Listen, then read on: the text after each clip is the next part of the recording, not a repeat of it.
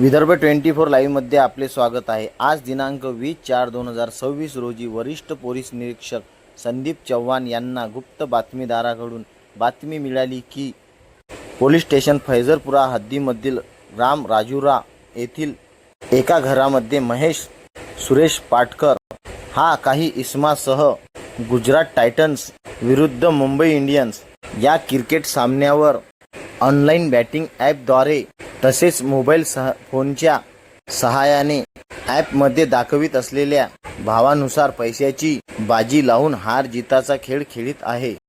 तसेच या गुन्ह्यात 3 आरोपींना अटक करण्यात आले आहे।